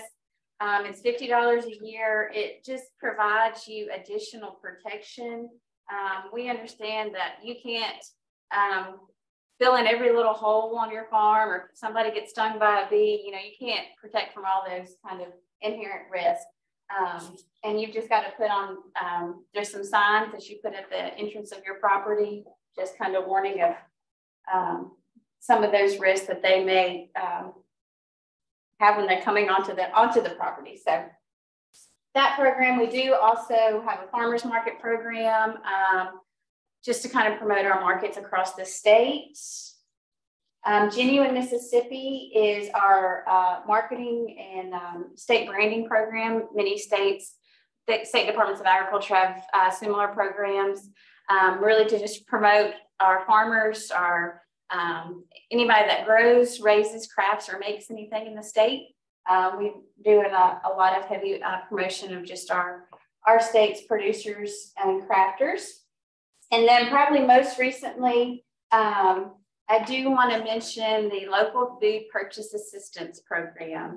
That program came from USDA to state departments of agriculture, and then also tribal organizations as well, to procure locally produced food. And so what our state is doing is we are working with the 3 Feeding America food banks in the state. Feeding the Gulf Coast, Mid-South Food Bank, and the Mississippi Food Network. Together, they do service all counties in the state. And so what this program is doing is purchasing locally produced food and getting it out to underserved communities. And through that, all the food has to be purchased. Make sure I'm getting everything correctly, per USDA. Locally, regionally produced food. It has to be raised, produced, aggregated, stored, processed, and or distributed in Mississippi or within 400 miles of the distribution point. And to help our food banks identify farmers, we've created a questionnaire that is on our website. If you go to mdac.ms.gov, at the very top right, I think it's like our news and announcement section. The very first link should be Mississippi Local Food Purchase Assistance Program.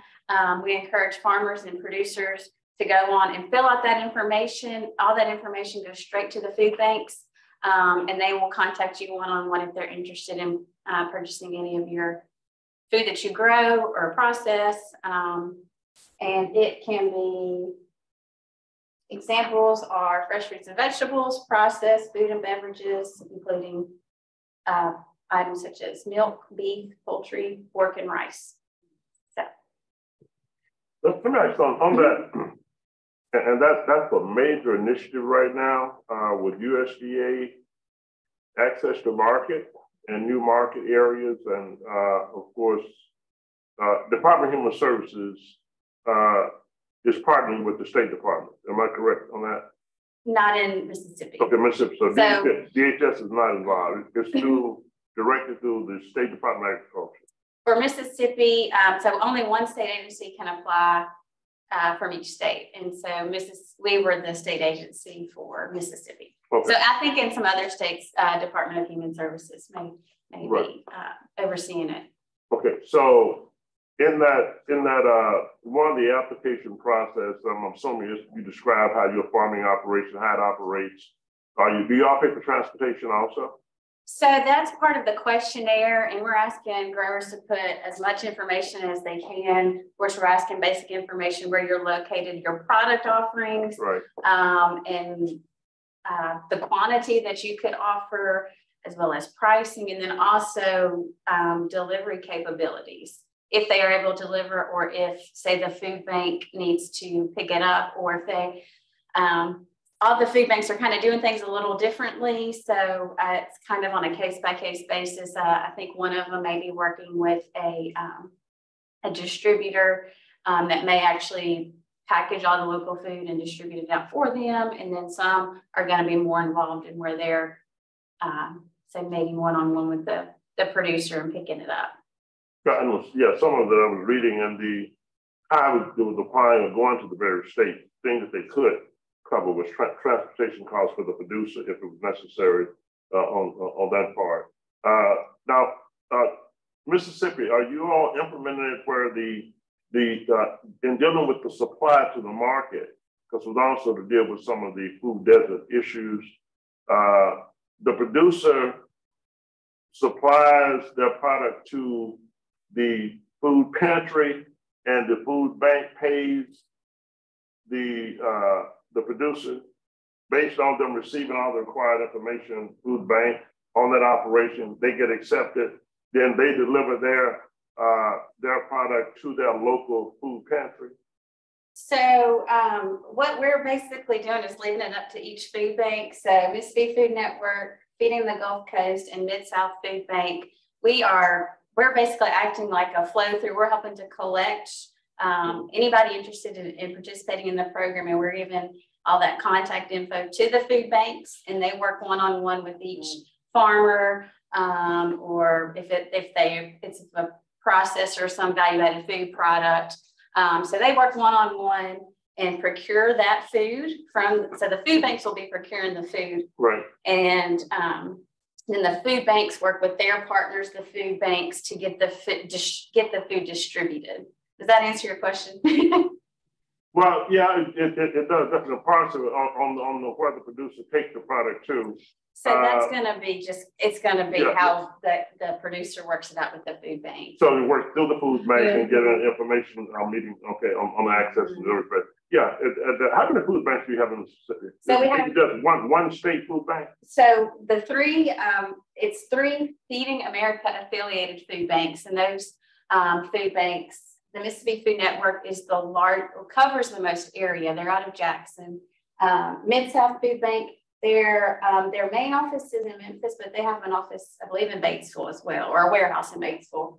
And then Feeding the Gulf Coast, they cover the coastal counties. Then the food bank supplies the food pantry. Am I right? Mm-hmm. Okay. So the food banks have their own kind of network of food pantries and food distribution sites as well. So it may be, it could be that the food bank may be out in the Walmart parking lot distributing food directly. So I know sometimes it may not necessarily all go directly to a food pantry building, but they may have some distribution points. And the whole premise of the program is to also find additional kind of underserved communities to supply the food to them. And we're hoping, I think that and I'm not sure what funding will be like in the future. And from talking with these food banks themselves, the whole idea is that this will continue on after this funding, because they'll identify these partnerships and can start purchasing more food locally. And this is vegetables. It can be anything. Yeah, eggs, beef, pork. There are certain requirements. You have to look for the specs, what the requirements on the part of the food banks on how it has to be supplied to the either to the bank or to the food pantry. Does the State Department maintain the pantry, and then of course the food bank makes that pay? Now I'm thinking that, but it's a very good program. It's a very, very good program for producers. Sorry about that. It's new for us, new for the food bank, so we're all learning. Thank you very much. Thank you. Yeah.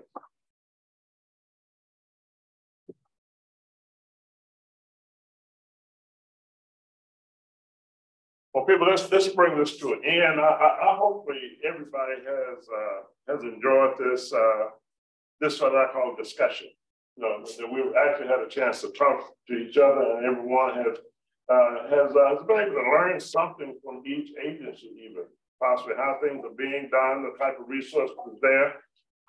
More than anything, how we can communicate in a more effective manner, with our constituents, those that we seek to serve. That was a very good question that you had, a statement that you made, and we're going to do better on that when we go to the field. I'm going to make sure of that with that application. Understanding the application, Mr. Hart told me, that wasn't on you, that was on us. I got that. I got that very, very clear, very, very clear.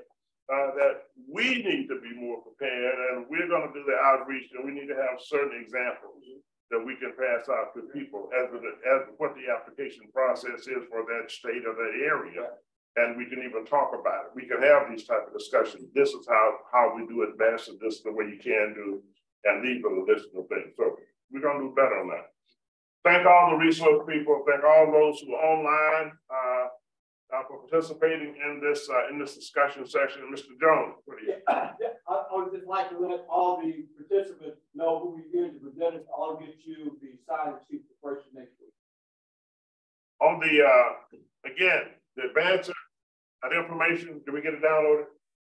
Mike, we downloaded that into the chat box. There's a list of all of these agencies, along with Ag Marketing Services and other USDA agencies, and the type of resources they have available. I suggest that you get that information, print it out, and you'll see how it can be beneficial for you, and pass it out to others too, that may be able to benefit from the resources available through USDA. And again, we say one USDA, and you all see how all these dots connect. You know, FSA, I'm gonna tell you, FSA got really hit today with a real load and say, okay, whatever FSA does, that's the guiding point to program service delivery on what other agencies can do, particularly NRCS. So that was good to know. I think everybody should know that. There have been major relief that's been given by FSA to many farmers in the state of Mississippi. Same thing has occurred in other states as well. As far as debt relief is concerned, that's a part of the Inflation Reduction Act. And as I understand it from FSA, more is coming. Much more is coming. So those who are saying, I didn't get what I thought I was going to get, be patient. So be patient on that part.